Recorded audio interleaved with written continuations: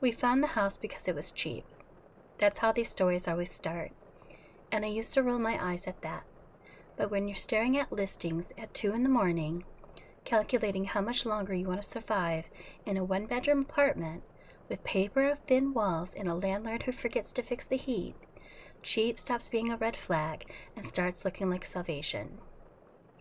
The house sat at the end of Briar Hollow Road, where the asphalt thinned into gravel and the trees grew too close together. The listing had exactly 4 photos, all taken from awkward angles, all in the daylight, all strangely distant, like the photographer hadn't wanted to get too close.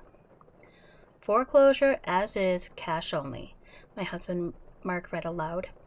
"Been vacant for, 12 years. "Why hasn't anyone bought it?" I asked. Mark shrugged. "Probably mold or raccoons or both." We laughed. We shouldn't have. When we pulled up at the showing, the first thing I noticed was the silence. No birds, no insects. Just the wind threading through the trees, making the branches rub together with a dry, whispering sound. The house itself was smaller than I expected. 2 stories, white siding yellowed with age, a front porch sagging just enough to make you hesitate before stepping in it. The windows were dark, not broken, not boarded up, just dark, like the house was holding its breath. The realtor was late. We stood in the driveway for 15 minutes before Mark tried the door. It opened, unlocked. That should have been our cue to leave. Instead, we stepped inside. The air was stale but not rotten. No mold smell, no animal droppings. The floors creaked, but in the way old houses do, not in protest. Dust lay thick on every surface, undisturbed, as if no one had crossed the threshold in years. "It's not that bad," Mark said, surprised. I agree. The wallpaper was peeling, the carpet needed to be ripped out, but the bones were good, solid. The place felt intact. The basement door was closed. That stood out for me. Every abandoned house I've ever seen had had a basement door hanging open, yawning like a mouth. This one was shut tight. "Do you want to look down there?" I asked. Mark hesitated. "Let's see the upstairs first." The second floor had 2 bedrooms and a bathroom. In the larger bedroom, something strange caught my eye. The dust on the floor was disturbed, faint footprints, barefoot-sized, leading from the closet to the window and stopping there. "Mark," I whispered. He followed my gaze. "Probably the realtor."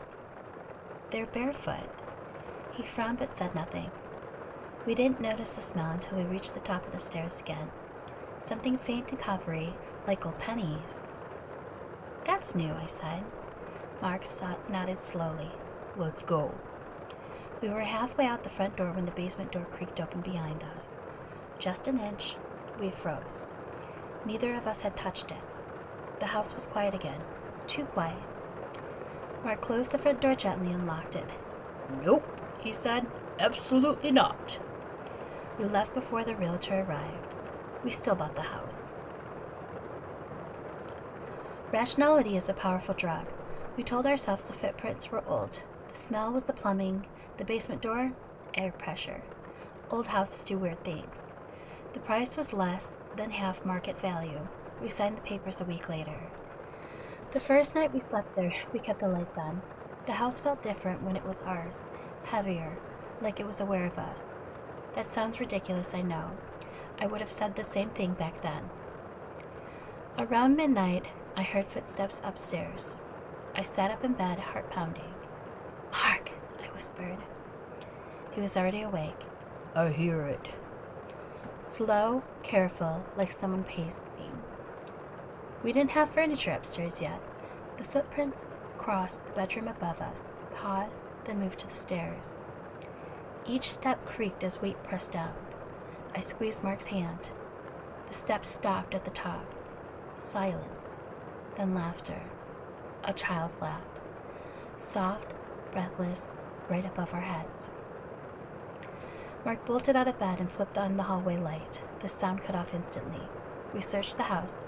Every room, every closet, nothing. That night, neither of us slept again. In that first week, the activity escalated fast. Cabinet doors opening on their own, lights flickering on and off, objects moving just enough to make you doubt your memory. I'd set my keys on the counter and find them in the sink. Mark's phone vanished for 2 hours, only to reappear on the passenger seat of his locked car. At night, the house made sounds it hadn't made during the day, scratching inside the walls, heavy thuds from the ceiling, the sound of furniture dragging across the floor upstairs. We finally opened the basement. The smell hit us immediately. Metallic, damp, wrong. The stairs descended into darkness. Our flashlight beam caught stains on the concrete floor. Old, brown, flaking. "Is that?" Mark started. "Don't," I said. In the far corner stood a child-sized chair facing the wall. We backed out and locked the door. That night, something pounded on it from the inside. Poltergeists aren't like ghosts. They don't drift, they don't moan. They react. The more frightened we became, the worse it got. One evening, Mark shouted at the house, literally screamed into the empty living room for it to stop. The response was immediate. Every window shattered at once. Glass rained down around us. I felt something slice my cheek. The house screamed, wood groaning, pipes shrieking, a pressure that crushed my ears. Then silence. We stood there bleeding, shaking, surrounded by broken glass. From behind us came a small voice. "Mad." We ran.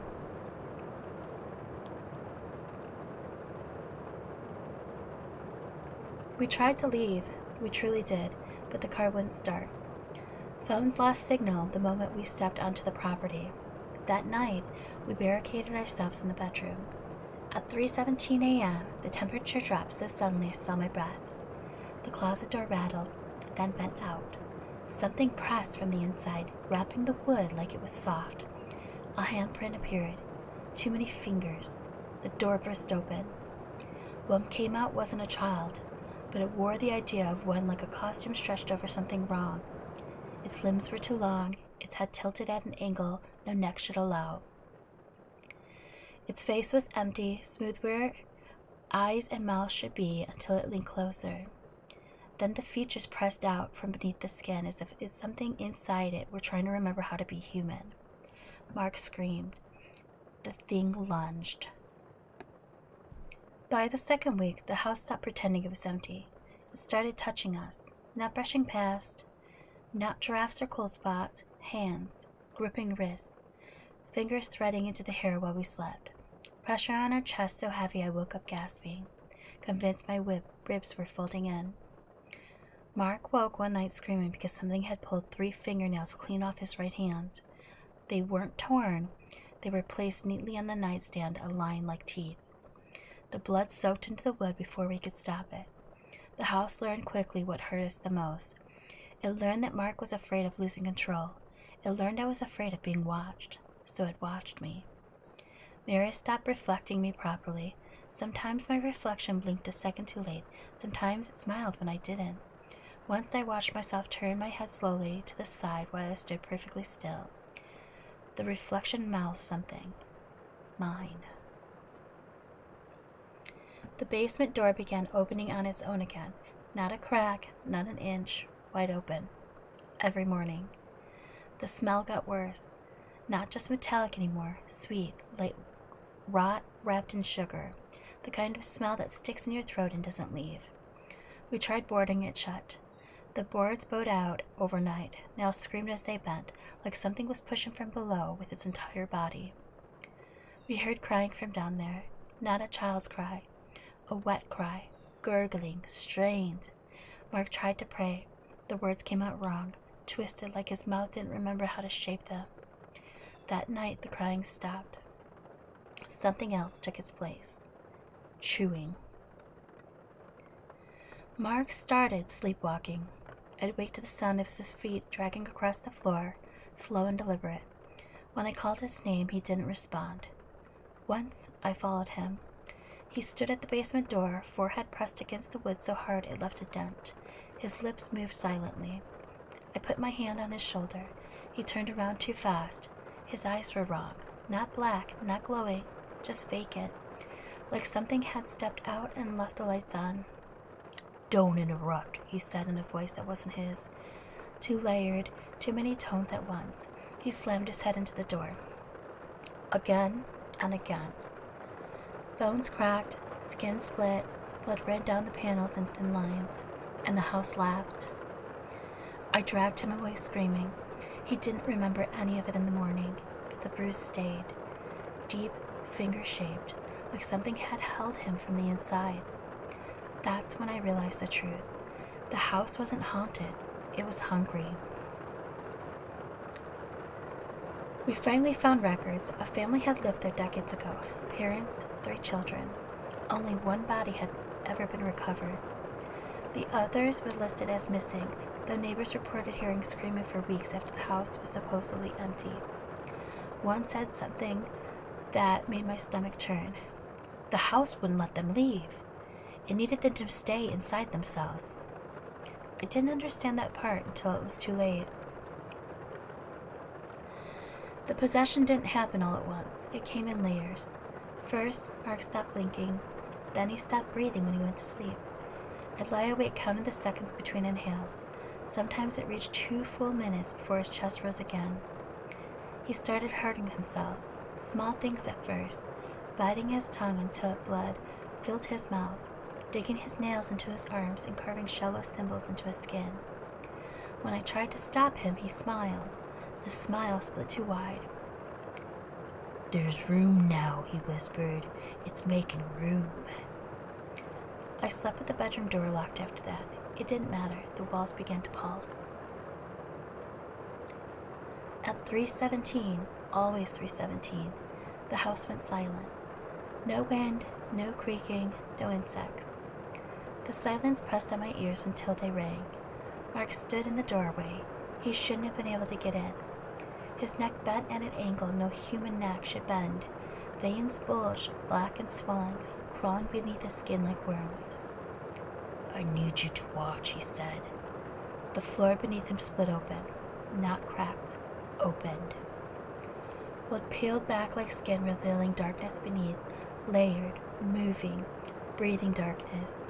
Hands reached up, too many, child-sized, adult-sized, some with extra joints, some with no fingernails at all.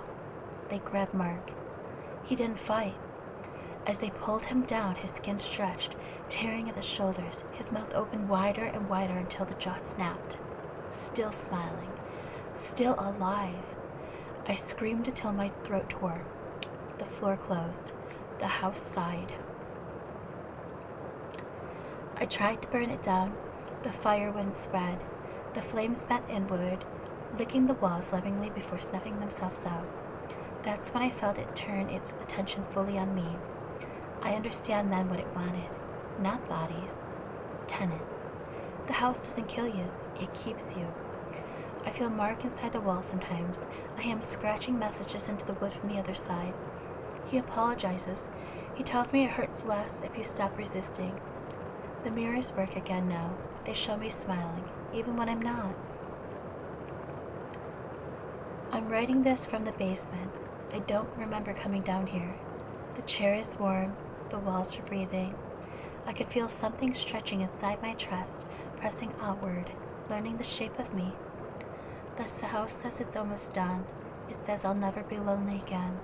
And the worst part, I think I believe it.